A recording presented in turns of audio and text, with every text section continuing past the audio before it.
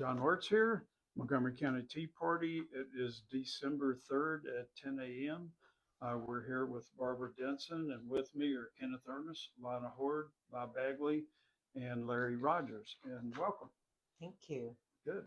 Glad to have you here. Thank you for answering our questionnaire and for taking time out to come and interview with us this morning. And Barbara, as we discussed, feel free to take up to 5 minutes on your opening. Tell us a little bit about who you are, what you're running for, um, and which is SBOE, and State Board of Education Position 6, correct?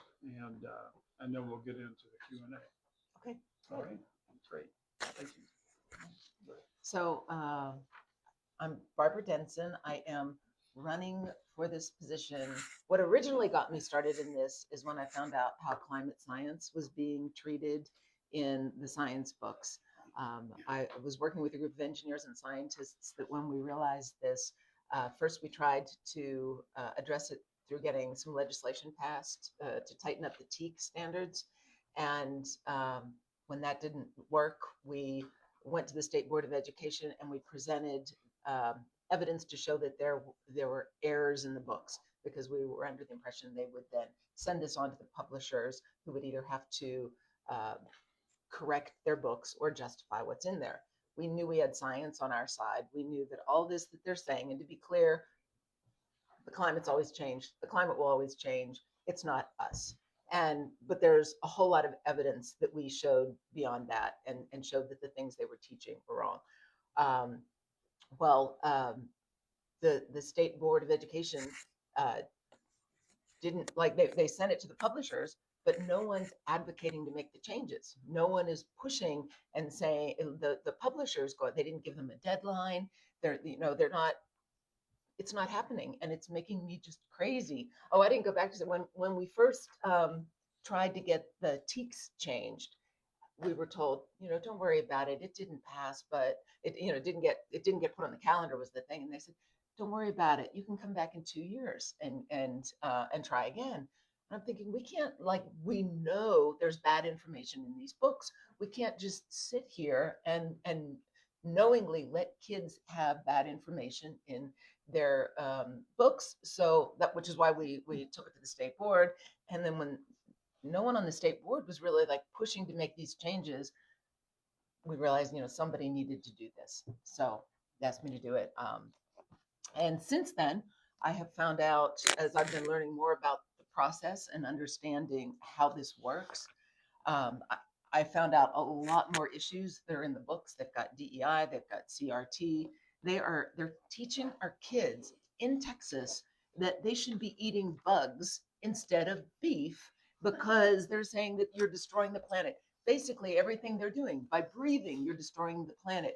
We're overpopulating the planet. There's all this globalist stuff. It's blatantly against the law. Texas has passed some really good laws that they need to be, talk about Texas and American exceptionalism. That's not in there. It's all this globalist scarcity stuff. It scares the kids. When I talk to adults and even Republicans, and I talk about the climate science, they're like, yeah, we heard that. And they're like, don't really care because, most of us know. But, yeah, and they're like, I'm tired of hearing about it. But when you talk to the kids, we have a whole generation. It's their number one concern. And they're being taught not just that, everything you do is destroying the planet. These kids don't want to have kids because they feel like the world is ending.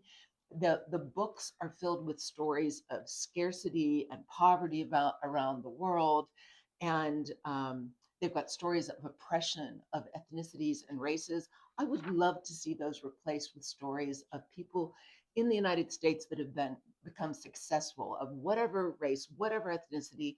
And all kids should know that you put your mind to it, you work hard, you do your best, and you can be successful in this country. So that's what I'm working to do. Okay. Anything else? No? I don't know. What else do you want me to talk about? You got a minute. Well, if you like. Trying to think on what I didn't hit on. I could tell you more of the stories that I found in there.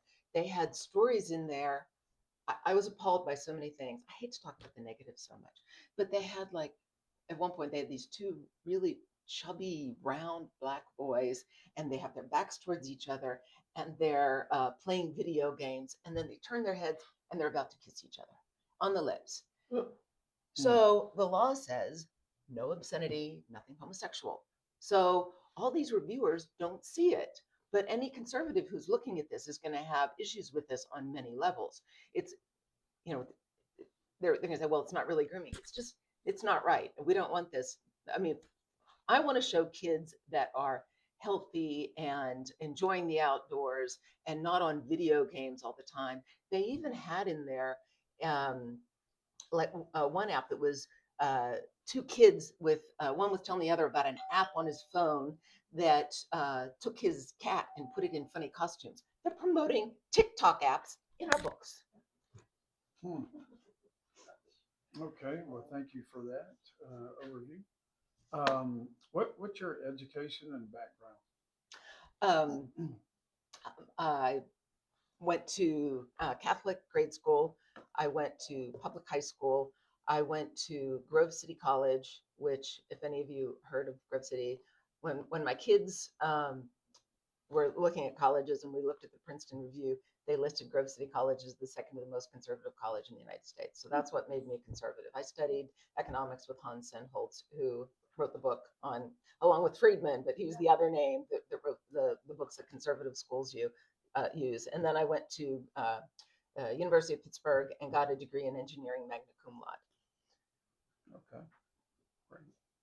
So that's you've done some pretty good research on climate science and I kind did. of the scam So the behind it. what happened, my husband and I are both super conservative. My husband got rid of the unions when he took over a company in another country one time. They were burning him in effigy on the front pages of the paper. We're both super conservative, but about 10 years ago or so, when they first started all the green energy stuff and electric vehicles and all that, I was working at an environmental science company when all that came out. I was helping oil and gas companies with their environmental issues. So working with, earthquakes and produced water and produced waste and all those kinds of things. And I heard about the green energy and I heard about the electric cars and I was like all excited and I'm working with all these environmental people and my husband said that's political. I'm like, oh come on, you're still working for oil and gas. I'm with the good guys now. He's like, you're wrong about that, and I didn't see it. Hmm. And but I trusted my husband, so I started researching it and I went to a lot of conferences. I saw a lot of data. I talked to a lot of people. I looked into every time I read a study, I wanted to know who was the money behind it. I wanted to always look at this. And I spent a few years digging into this until I had to say to my husband, you were right. It's horrible. Anyways, I'll tell you more later. Go ahead. All right.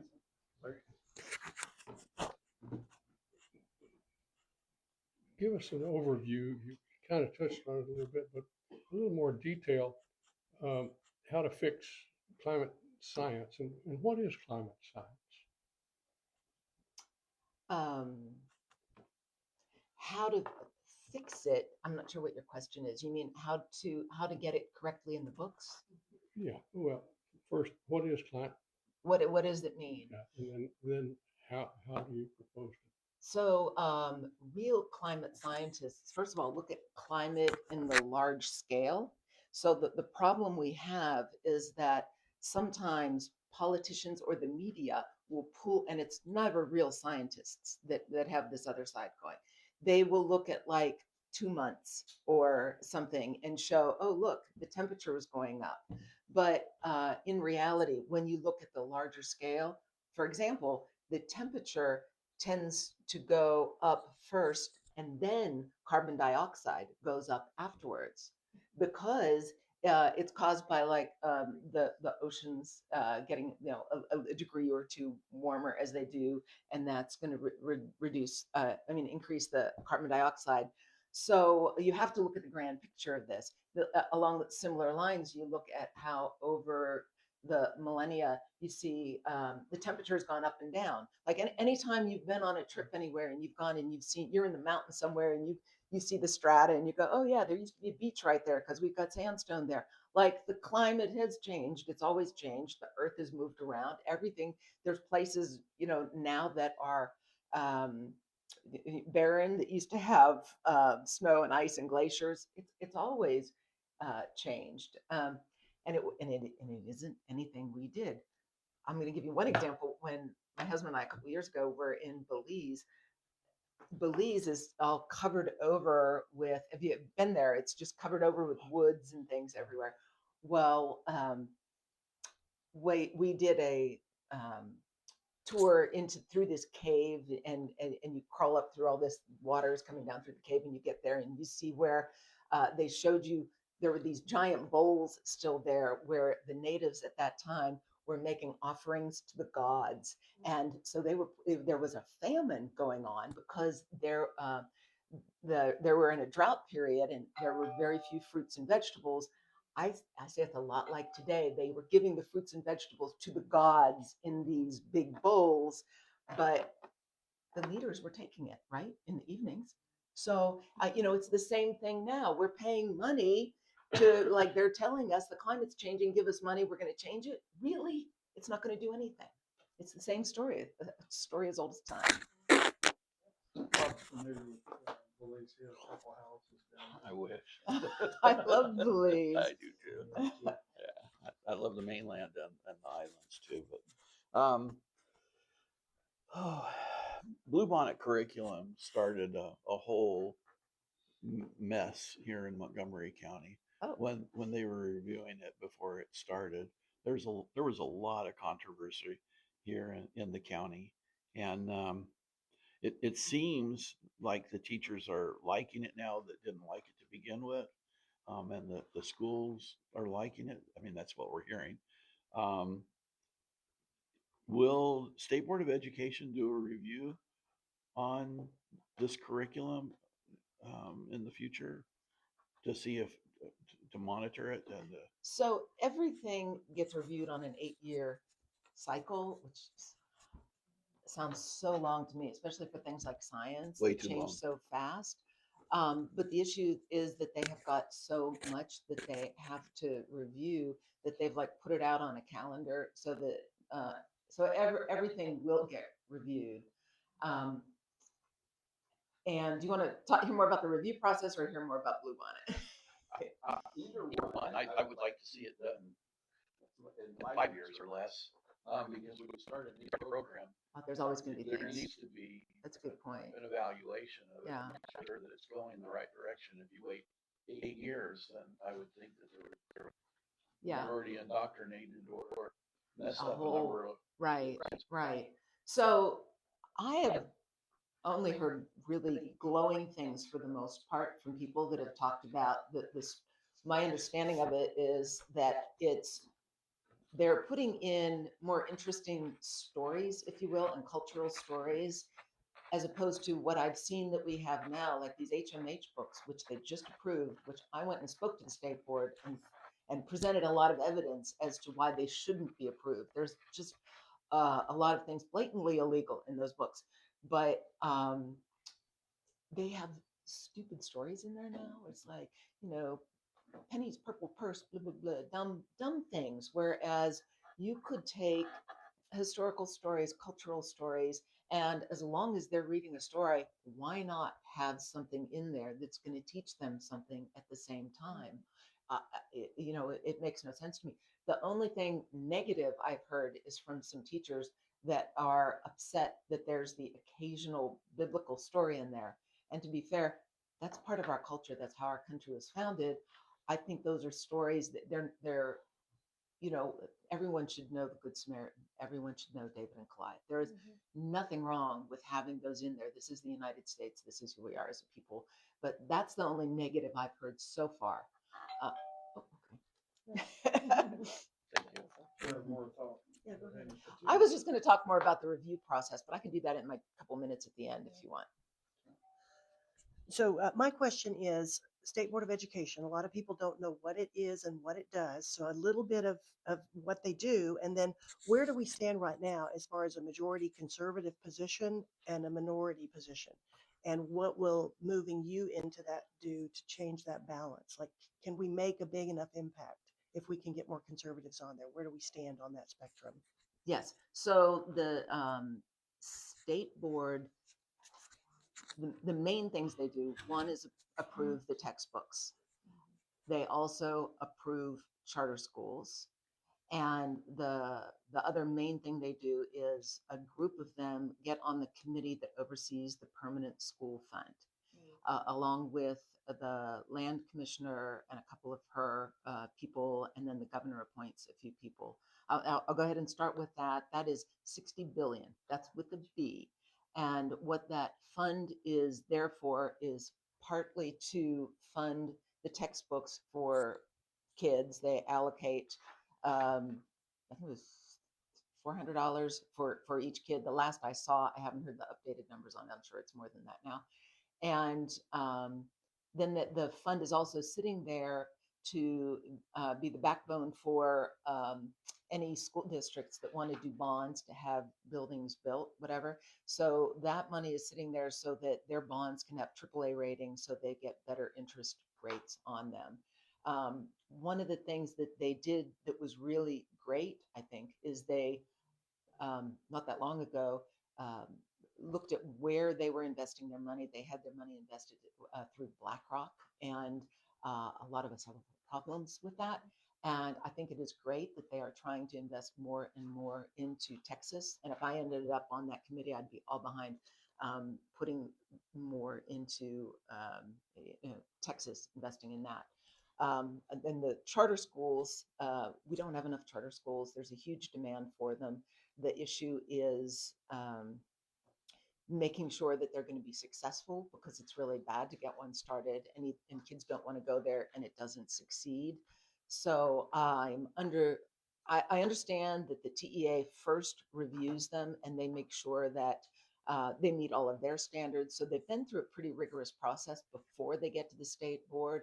But there's just certain general things that the state board needs to look for, like make sure if they're going to be teaching a certain technique, do your homework and make sure that the people that are going to be running it have actually had experience in that. They've in the past found things like that where they're, everything else sounds great, but sometimes it's just common sense. You have to kind of look at those things and make sure it's all going to work. And could you address where we are on majority minority right now? Oh, yes. So we have got 10 out of the 15 are Republicans. The issue is they are not necessarily voting as Republicans. Thank you. The last time I was there, can you open this for me? The last time I was there and I spoke to them against the HMH books, which are filled with liberal content. And we presented all this evidence to them. Only 3 of them voted against HMH. I hear stories about why they don't vote that way, but it's just stories and I don't like to repeat things unless I've seen it myself. So What is HMH? Oh, it is the largest publisher in the country, and it's Harcourt Mifflin. And I don't remember the other H. Yeah. Did you say How- 10 out of 15 are Republican? 10 out of 15 supposedly are Republican. They just aren't really voting that way. Right. And the position you're running for, the guy was a Republican, but apparently didn't vote that way. He did some. He didn't vote for against the HMH, which I don't understand. I don't know why. I can't explain why they wouldn't. But I will say, to his credit, he was one of the only ones that was doing the work. So the job isn't just sitting there and voting as you're told to vote. You need to be understanding and looking and doing work in preparation for those meetings, and he did do that. So, and I can't speak to why he made the decisions he did. They weren't the decisions I would have made. Yes, just a quick curiosity question. What kind of engineer? You a civil engineer or Yes. civil? Great. But I worked as petroleum. Okay. Well, sometimes you get pressed into service, right? I get it.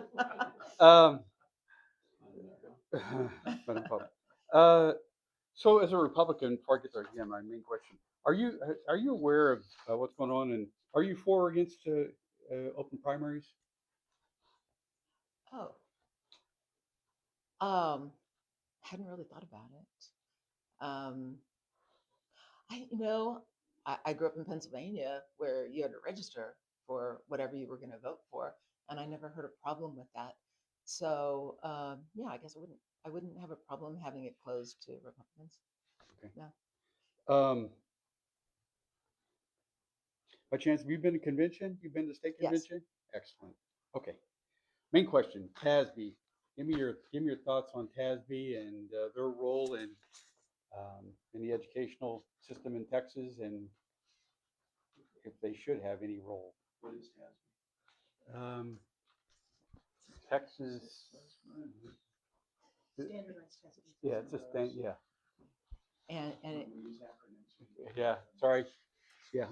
So I just know it as TASB and what they do. So I have heard that it is a very liberal organization, and that my understanding is there is a group that has created kind of an alternative that we could use in lieu of that, um, and that people have not been using that for whatever reason. But that tends to be more of a school board issue.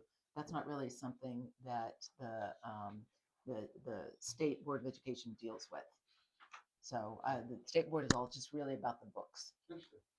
Yeah. I didn't know if you had an opinion or were up to speed on it. Well, not that much, because that's not something the state board's going to deal with. I've just heard that there's issues with it that the school districts have had, and that it's very liberal, and that people haven't liked it, and that you have to get training through them sometimes, and they train them in like more liberal ways that they don't like, which is why I would like to see more alternatives to that. It is Texas Association of School Boards is what TASB Oh, okay. stands. So that is why. Okay. Okay. As a member of SBOE, how do you evaluate the books in the curriculum? Do you read them all, or do you have a team that reads them? Combo of both? How does that work?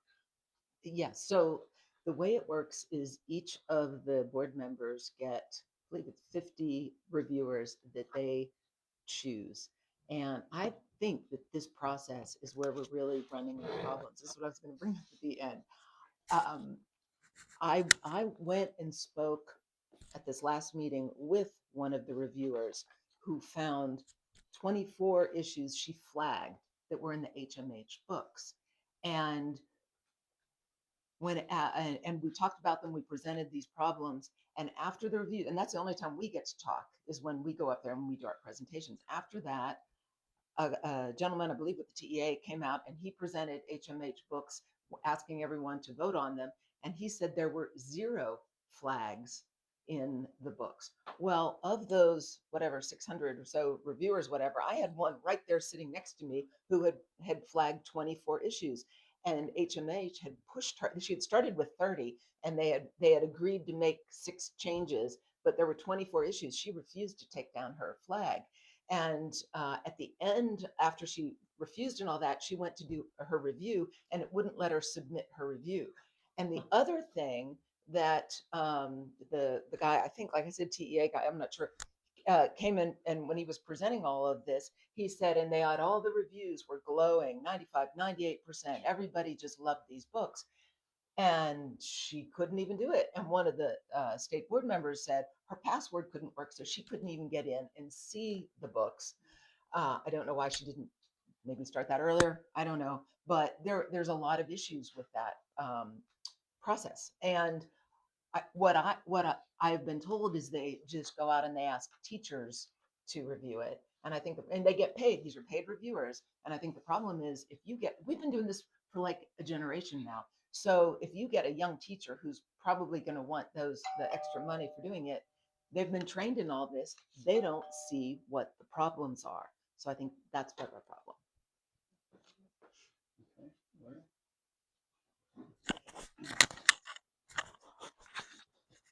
Permanent school fund, which we've talked a little bit about, And you said that there's, in that permanent school fund, there's $60 billion in the assets to help fund K-12 schools statewide. Would you like to give us a little more information on that? I mean, how do they get away with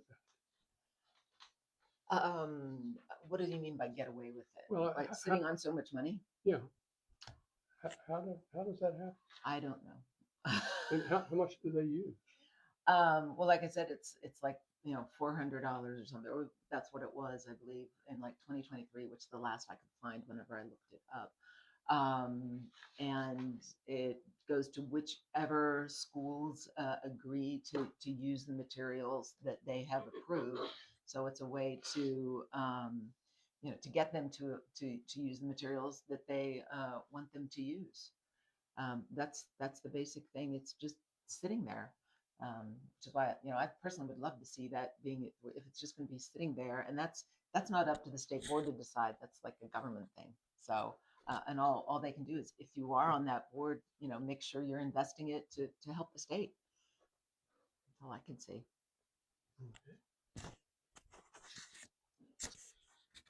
So one of the big issues that y'all have is charter schools. Do you believe the demand for charter schools is so high due to the failure of our public schools? Yeah. That was easy. I like that answer. So I'm going to go on with it. Okay. The charter schools are a mixed bag of worms. Yep. We have a great charter school here in town, Founders Classical Academy. It's Hillsdale College school system that was started and spreading throughout the United States. We're looking at possibly getting another one here in the county. That's a charter school and it's getting support. Excellent. It's not a religious school. It's not. It's a good constitutional backed school. But our charter schools, we have a bunch of them in Houston that are Harmony Schools of Excellence, that are Muslim schools.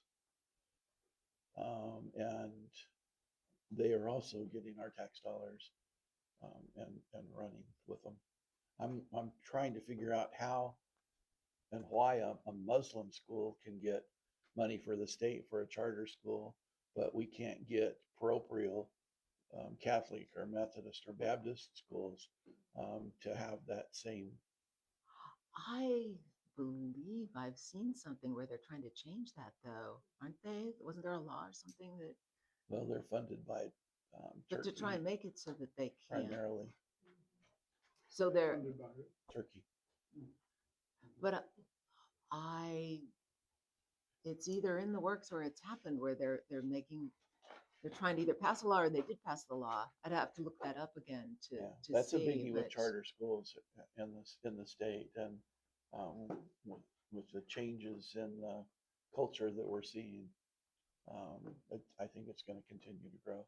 Yeah, I don't know how those would have got approved. It had to come through SBA. It had to have. Yeah.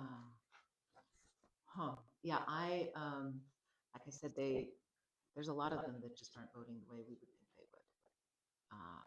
I can't speak to their reasoning or how they would make the choices that they make. Well, I knew that we had those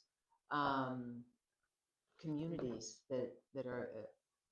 We hear a lot of that. I don't know if you hear as much where you are. Okay, so we're aware of what's going on in those, and I know I like I said, I don't remember the status of the law, but I thought it. I was thinking that it had passed, but maybe it's just still they're trying to push that to make it where they can't do that anymore. Yeah, I would be all for it. We had a question on the survey. What is the state of Texas school system ranked in literacy? And I would add to that, if you know where we are in math and science as well. And what would your plan be to make it number one in the country? Why do we need an overhaul here? Where do we stand now on our report card, and where do we need to be? Yeah, I think it was, and I put it on your thing. It was like 37th and 40 something. Yeah, 37th and 4th grade reading and 44th and 8th grade reading. Right. You had here about literacy. So one of the things was we had a whole generation that learned the cueing, right? The whole word, and now they have made that illegal. So I think we're on an upward trend with that. It's unconscionable that what? Well, nothing, that was one of my questions. What is word queuing? While you're on Oh, that subject, okay. So what it if you is? don't mind. No, that's okay. What it is the way my generation was taught is you sound out the letters and it's phonics and you put it together. And the way a poor reader reads is they will maybe try and figure out that first letter, and then they'll look at the picture in the book or the context of the other words and try and kind of guess what the next word is. And the that's how that's how we ended up teaching kids. So we were teaching them to be poor readers as opposed to phonics. You're a good reader after you see a word so many times using phonics. You just know the word, and you know you don't have to do that anymore at some point. But with the cueing, one, there was a lot of money at play. So there were people that were teaching this that were making tons and tons of money. But two, for a teacher, it appeared in the short term to be successful. So they would have a book, and the kid would learn to read it quicker because the kid would memorize basically what's on each page pretty quickly, use the word queuing, and they'd read through the book, and it would look like they could read. But it's like when I was a kid, my sister was just a little bit older than me, and my mom thought I could read because I was just watching while she would read to my sister, and I would just say the right thing every time I saw the pages. And that's kind of like that with the cueing. It's, you know, you're looking at the picture and you're kind of putting it together. So a teacher felt like they were being super successful, but for some reason then it didn't work. As they moved on to other things where they didn't have the pictures or whatever, the kids were struggling.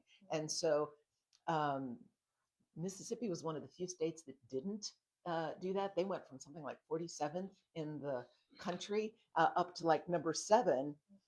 And they're like, yay, we're number 7. It's like, but it's not because they got better. It's because all of the rest of us were using this word queuing, and our reading skills went down. And it's not just the reading. The problem is if you aren't reading well, then you're not going to do well in history. You're not going to do well in science. You're going to struggle in every single subject. So now that it's been outlawed and now that kids have to go back to learning phonics, I think we're going to have another generation that's going to do way, way better. And I'm going to say these science standards, well, I have another minute. Good. Well, you were answering my They, question. Sorry for the interruption. that's I okay. figured It, probably needed some, that's okay. explanation. I think the science standards are kind of similar in that regard, in that most of the country uses something called the Next Generation Science Standards. Texas has their own standards, which are better than that, but they're not good enough. We have to get away from ever teaching kids um, what to think. They need to learn how to think, because that's the only way they're really going to understand science as it moves on. They've with the climate science stuff that we saw, they've gotten rid of critical thinking and the scientific method, and that just has to be firmly ingrained in kids if they're going to move forward in that area. No. All right. Okay. So my question, I know it's an ISD for the most part issue, but I'm curious what your thoughts are and how much influence SBOE can have on. Have a lot of kids that need to be encouraged to go into the sciences and engineering and business and those sorts of things. How much can you do on SBOE, or and your thoughts on it? Of maybe during high school that you start pushing kids that aren't, because college it just seems like it's pushed on so many kids that probably don't need to be going to college to get a confused gender studies degree Mm-hmm. and then come out with $80,000 in debt. What can you do with the SBOE to maybe help understand that some of these kids maybe they need to learn welding or some of the trades? Is there what role does SBOE have in that, and then what are your personal thoughts there? Well, I think one of the things Will Hickman did do really well was he had his, what do you call it, his flight plan, where they would evaluate like what kids' interests were and help them early on start, because kids need to follow a path that interests them. If they enjoy doing things with their hands, they need to know that up front. And if they enjoy the manipulating numbers and all that, and they're going to be a math person. That's great. And if they're in music, they may also be math. Those two kind of go together. So one is to target what their interests are, but the other thing I think is having kids know and understand that they can be successful in whatever it is they're driven to do and they want to become. And that's where I think just having those kinds of stories in the books where they see things and see, oh wow, somebody became successful by doing this. They hear about it, they see it, maybe it'll ring bells with them, and you can have lots of those different stories, and they see which ones. um, I grew up in a house where I was always told since I was little, you can be anything you want to be. It doesn't matter. Actually, to be fair, my dad would say, I don't care if you're a ditch digger, you just be the best ditch digger there ever was. Like it was, you just, it doesn't matter. And I felt like I was open to pursue things. And I never felt like there were any, but that was just kind of my parents and how they approached us. But, back when, I was in school, it was in Pennsylvania. Nobody thought anything of a girl that was interested in doing a lot of math and science, and everyone loved it and pushed it forward. I moved to Louisiana, and people would go, "You're not an engineer. You mean you work for an engineer?" It's like, no, I'm the engineer. I'm in charge of the job, and it just, it was a different mindset. So I think it's all how we present all this to the kids that they understand they can be and do whatever they want with their lives. Interesting anecdote. When I was a junior in high school, I don't know that we do that here. I took a very extensive survey, and one of the things that did pop up was engineer, which I did pursue a scientific degree. But interestingly enough, I don't remember what the third one was. The second one was funeral director. Not a good fit for me. It's your personality. Yeah, yeah. There you go. So in one of the questions, it's would you be in favor of returning prayer to every classroom in the state? You answered yes. Kind of touched on it a little bit earlier. A lot of arguments against this. What would be your argument for that? Well, I wouldn't tell kids how to pray. I would give them the time to pray because I believe it's the parents' moral and ethical obligation to raise the kids the way they want them to. But I think it's good for all kids to have that time, that reflection, and sort of prepare them for the day. I don't see any problem with doing that. I don't know why anyone would have trouble with that, as long as the kid gets to pray in their own way, is what I would like to see. Mm-hmm. The Ten Commandments are eligible now to be posted in every classroom in the state. There's still some pushback from ACLU and whatnot. What's kind of your position on that? When I first heard it, I thought, the whole like that, that's pushing out religion on other kids.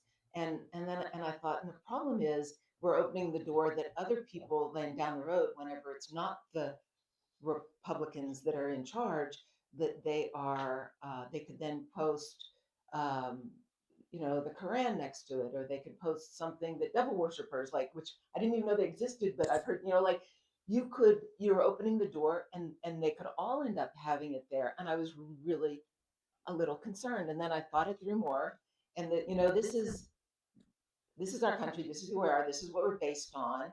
And if the others end up, for whatever reason down the road, I talked to a friend who's a theologist about this because I was really trying to think my way through this. And he said, you know what? Let them put that up there. If it happens, they're going to look at it. Ours is the best. If they see what they're comparing it to, the kids are going to go with this because it's a beautiful way to just say, look, is this who you want to be? Or look at these things. So yeah, I'm good with it. Okay, good. Larry? One of our questions was kind of touching on how much access do you believe parents should have in their child's curriculum, classroom, teacher, and online materials? And you said total access. There's a lot of, in the years past, there's been a lot of push on not letting parents know what's going on. And you said, yes, they should have. Could you explain that a little bit? It's my kids. I need to know what my kids are learning. I need to have a say so in it. And if there's an issue with it, I'm going to have words with the teacher about it. I, the, it's it's the parents' kids. It's not the teacher's kids. There's, I don't know what more to say about it. Whenever there was ever an issue with my kids when they were in school, I went and I talked to the teacher. I'd go to the principal. I actually ended up pulling my kids out of public school because I was just unhappy with the way they were handling some things.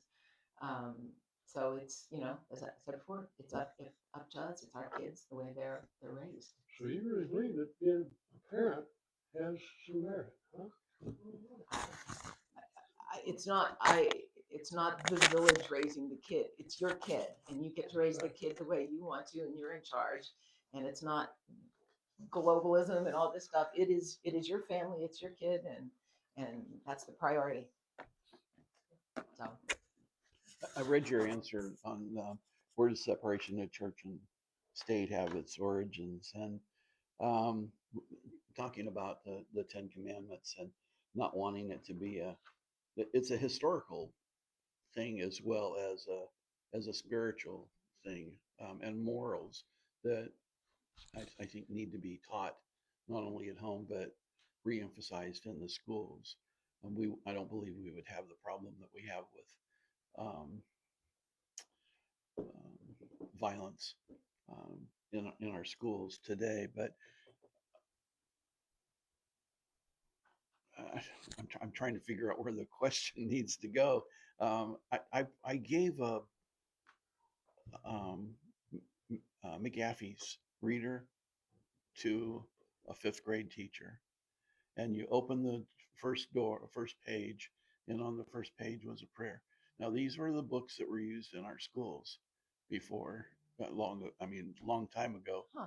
and throughout the public school book was um, every subject that was there referenced something, a scripture out of the Bible. Huh. When we talk about the reading, um, there were so many, there were a number of words there that I had to go look up because I didn't know what they meant. And these were books that were read by our fifth graders. What year was that from? Oh, it was, I don't know, probably in 1800s. Interesting. And today, when I was in the Air Force, I had to write regulations, and I was chastised and had to rewrite them and take them down to eighth grade level. This was in the Air Force. Um, is there a way, or is there anything that can be done through State Board of Education to be able to get us back to where there's better knowledge at our schools, and finding out that words mean things, and we have a whole vocabulary out there that isn't even taught or brought up anymore. Yeah, I actually am a believer in seeing that. When I would speak to my kids when they were little, I would throw in the occasional big word, fancy word. I think they need to start hearing it. Not, you don't want to do a whole big long technical thing, but you throw in the occasional one, and your kids are going to grow up using it, knowing that it's going to be part of who they are and how they speak. So um, I don't know how the state board can get that across to the publishers unless they just start getting feedback saying you're dumbing down our books. And that's what I have seen in the books that I have looked at so far, is they're really dumbed down. And I think the problem isn't even just that you need to have the kids kind of lower level kids learning, but the higher level kids need to be curious and inspired and want to um, learn more because it's so easy for those really, really smart kids to just get bored. They can just as easily end up flipping burgers as the lower end can. You know, you have to have something for each of them at the level that they're at, but where they're pushed and intrigued to learn a little bit more. So we need to have it interesting for them, and always have something new, and always, you know, be bringing in new concepts and bringing in new words and things. So, yeah. I'm going to revisit part of that separation of church and state to give you a chance to get your great answer in there, because you did understand where it came from and its origins and how it was not intended to make our schools or government God free. Right. But clarifying point, the TEA does say that if you're a charter school, you are prohibited from applying if you're a faith-based organization or a church. There's actually a prohibition. And there was a May 2025 Supreme Court decision that basically said we're behind that. It was a split decision saying that they would stand behind that. That at the current time, churches and faith-based orgs cannot even apply to be charter schools. So that looks like a hurdle that has to be overcome if we do intend to do that. But we do, and there's a lot of debate about it. This is why I want you to address the separation of church and state with the private school vouchers. The same argument against private school vouchers is that we would have taxpayer dollars funding private education, which could be religious in nature, and that it would violate that clause. But talk a little bit about that separation of church and state, how you understand it, and how it can be applied um, to what you do have control of at State Board of Education. What can you do in that realm, even if it's simply advocating for changes? Well, it was back in the day. It was as we were leaving England. It was because we were being forced into that, and it was so that it was never forced upon you. Was kind of one of the main reasons that Right. we left. I believe was all for that. So you know, that should be how it is. You shouldn't be forcing it on anybody, but someone should be free to choose what they do want to do. And I I have been hearing that they have either made it or they're making it so that the funds can go to private school as well. Is that not the way? Under the voucher program, Yes. they're making moves forward. But For- under for charter that. schools, it's still prohibited. And But they could still be a private school then. if they So convert to a private school, yes. right, right. Well, the state board doesn't control Control that. any- They just yeah. approve whether it's, you know, it Yeah. has to go through the TEA, so it wouldn't be up to them. But you know, I would love to see them being able to use those vouchers towards a private school also. And I've been told even for homeschooling, which um, I don't know how that works physically when they try and do that, and what that funding goes towards.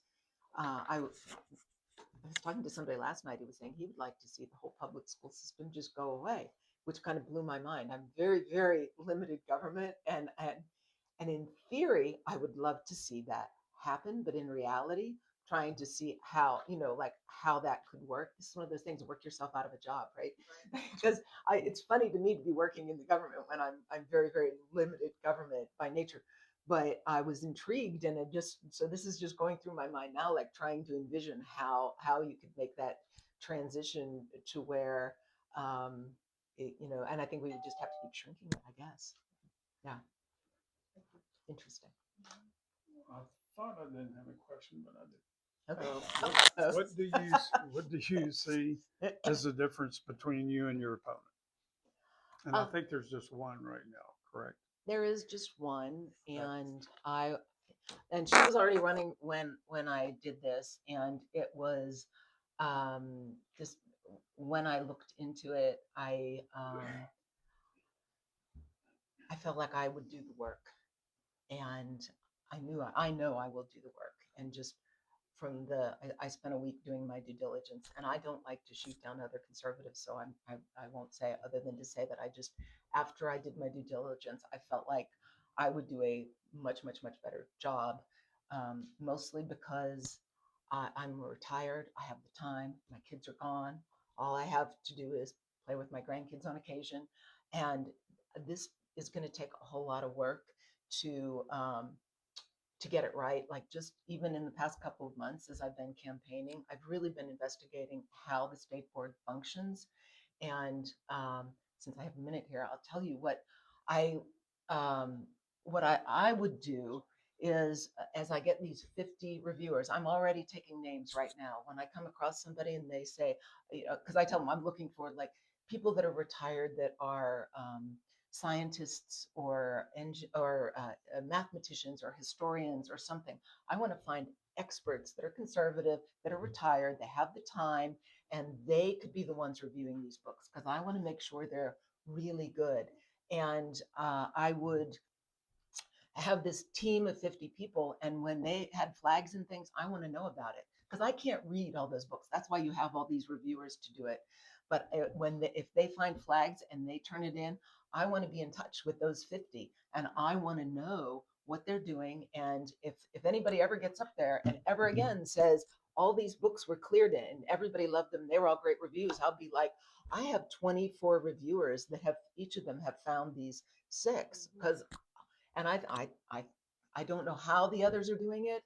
I don't know how they don't know if their reviewers are finding things, but that's what I would do. Okay, we're getting to that time. Any other pressing questions or we'll go ahead and close? All right. Okay. Okay. If you want to take up to 5 minutes on the close and then we'll wrap it up. Okay. Well, I'll go back to what I was saying about those reviewers having 50 of them. I would want to be in touch with them at all the time and know what's going on and be on top of it. So I'm not showing up there saying I'm not prepared, and that's what I've heard has been happening. And they had in the past, they had a couple of people, Barbara Cargill and Donna Baharich, who really did the work and they really ran the things and a whole lot got done. And I would like to kind of emulate what they were doing would be my goal. And it is very time consuming and it's a lot of work. And before I did this, I was a precinct chair. So I'm going to tell you what I did as a precinct chair. So I think it'll give you kind of an understanding of how I operate.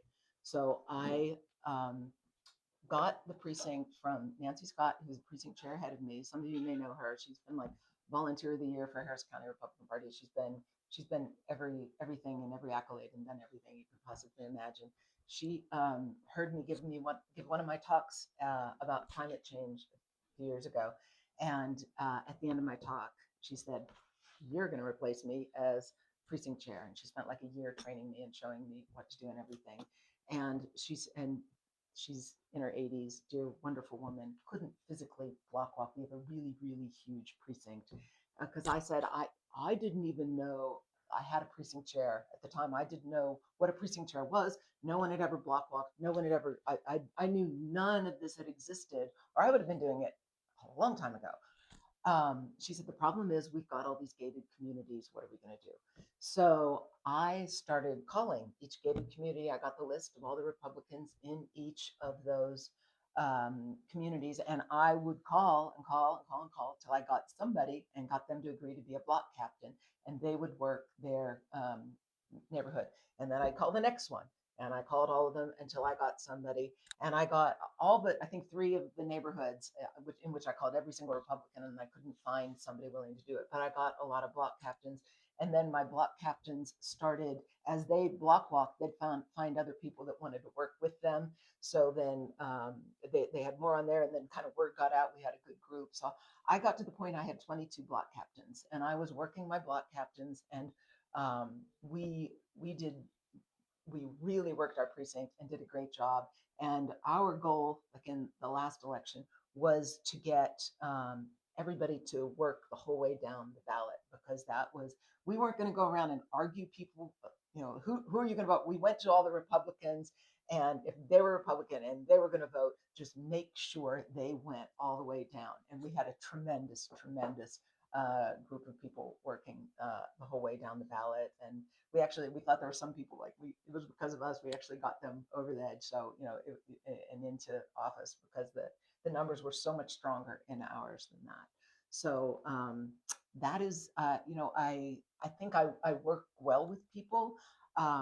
And I think that's one of the other things that being on the board takes it's not just going to be that one person's vote, but it's going to be going to the other people and working with them and having them understand your position and, you know, hoping to get them to be with you. It needs to be somebody that's willing to work with other people and kind of get a team going. And I'd like to think that's what I do. That's what I try to do, anyways. So Okay, great. Appreciate that. One quick question. Who's your favorite U.S. Senator from Texas? John Cornyn or Ted oh, Cruz? Chris, Cruz? Okay. All right. Thank you very much for coming in. And that was easy. you got, you want to talk Oh, about your website? yes. And, So my website is Barbara Denson and the number 4 texas.com. Feel free to call me if you want. My number is 281-829-8784. I need volunteers. I'm hoping to get people at the polls to like hand out my name. This is such a low profile, low dollar kind of position that I think that's my best shot. So I'm trying to get volunteers. So if you can help me, I would appreciate the help, or in any other way. And take a look at my website. There's more information there. And in particular, listen, I could play it for you. I have Mattress Max endorsement of me. He did a little video of me. So go listen to that. It'll make you smile at the end. all righty. Well, great. Thank you very much for All right. coming in, Thank you. for participating in our questionnaire, and good luck in your campaign. Thank you so much. I appreciate you guys. You Thanks for bet. your time. Thank you.